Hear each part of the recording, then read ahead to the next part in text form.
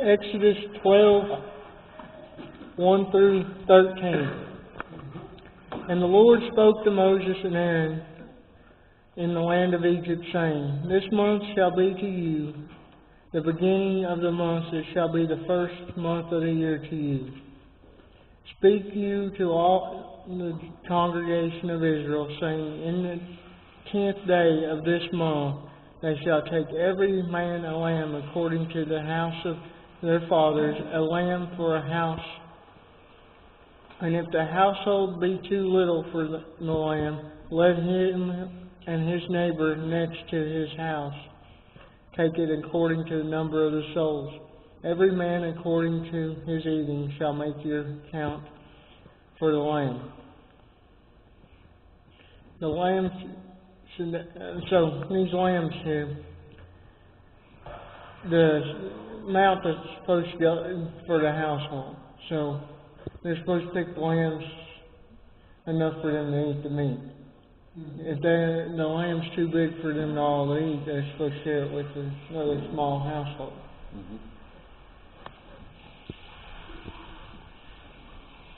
Your lamb shall be without blemish, a male of the first year. You shall take it from the sheep and from the goats.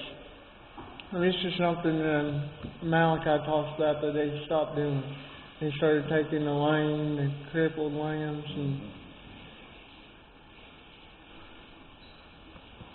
and you shall keep it up until the 14th of the same month, and the whole assembly of the congregation of Israel shall kill it in the evening. So they're actually supposed to give this lamb special attention. And then they're supposed to kill it.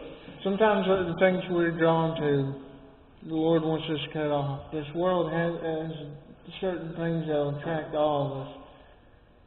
And most times they're bad. And the Lord wants us to cut them away. And they shall take the blood and strike it on the two side posts and on the upper door post of the houses wherein they shall eat. They shall eat the flesh in the night, roast with fire and unleavened bread, and the bitter herbs they shall eat. Now, Eli's sons boiled, which is one of the reasons God fussed at them, because they boiled the meat and they were supposed to roast it. This herbs, they're supposed to eat, it says bitter. It's supposed to remind them of the evil things they did so they can get past it. They don't have to keep.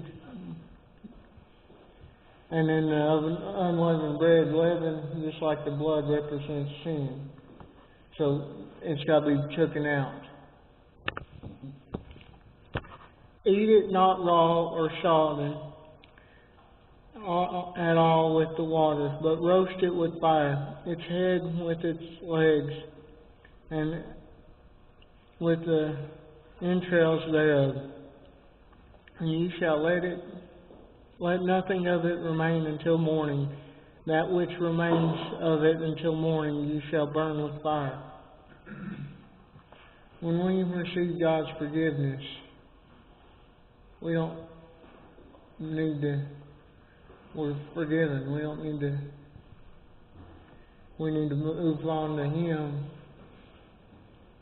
not fall back. They only needed to eat what they needed to.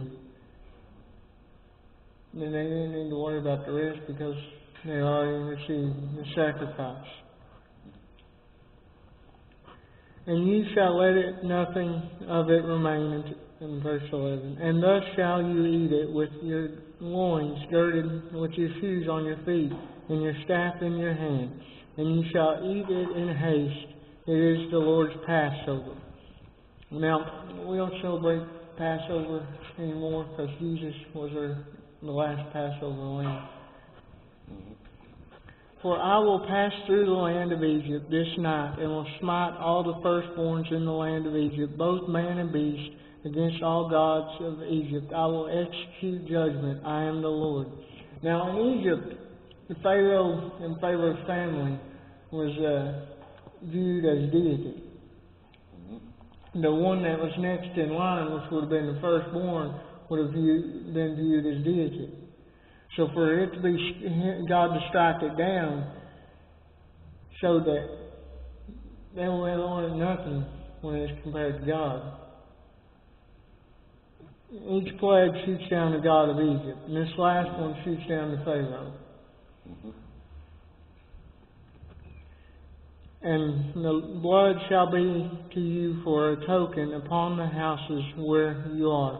And when I see blood, I will pass over you, and the plague shall not be upon you to destroy you when I smite the land of Egypt.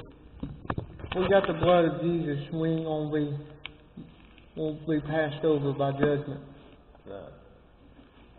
1 Samuel 1:25. When they slew a bullock and brought the child to Eli. Sacrifice can be a time of regret of what happened, but it also can be a time of